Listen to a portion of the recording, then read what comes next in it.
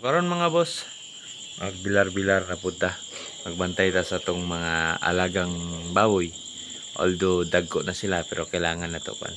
Malingaw lang ko nga maglantaw sa ila karon nagpahatag tag booster. So atos lang ng taon mga boss. So mayong gabi mga bossing.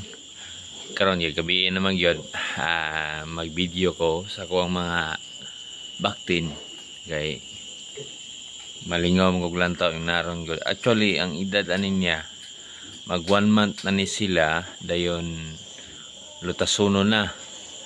So hapit na ni siya ibulag sa ilahang mama. Pero buyag-buyag ayo. So karon atong topic mga boss. Kailangan ba si Biik nga naa pa sa iyang mama nga maghatag ta og mga pagkaon nga booster pang like for example Piggy Bloom. So ang tubag ana mga boss, yes mga boss, kay ang Piggy Bloom ang good mga boss para gina siya sa mga baktin. So makita niyo mga bossing, nalingaw kayo sila og kaon karon kay in arong orasa or mga 4 AM alas 4 sa buntag may kusog sila mo kaon akong nabantayan. So karon mga boss, ang sa pagkaon sa inahan, actually mukaon man sila pero dili kayo sila kadulot, dili siya ka usap ug tarong ato kay ang pagkaon sa inahan nga lactating gahi mangguna siya mga boss, dili gyud sila kadulot pa kayo.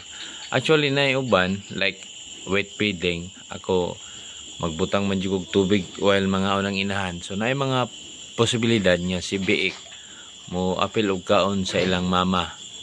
So katora pong mahumod sa tubig, mahulom sa tubig, may madutla nila.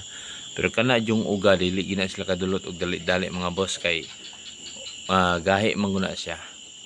So kini mga boss karong pitsa 4 pohon or 8 ang akong i-release.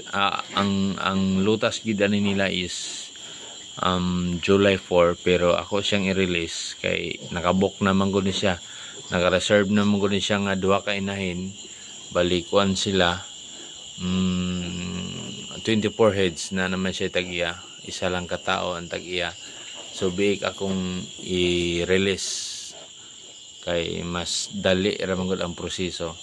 So karong July 4 may iyang lutas and then kuan akong ipadala dito sa tagya is July 8 na kay mag-inject pa ko vitamins and then porga. So diri sa pikas mga boss, daghan po ni siya kay 14 heads man ni siya. So tagsa sila tutoy sa iyang mama. Same lang ni sila magabi, malingaw kog pahatag nila og Piggy Bloom booster, Piggy booster no. Pagkaon sa baktin Biik kay magi kusog nila mukaon narong orasa. Actually dili na siya bantayanan pero akong ginatolerate ni sila mga boss nga amo ang bantayan kay sayang manggod kayo og mga piang unya dagko na lisod na kay maka-recover.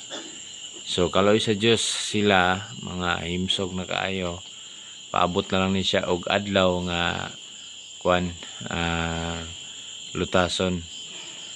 So mao na atong topic for this video mga boss. Hope nga naamoy nakatunan gamay no atong video.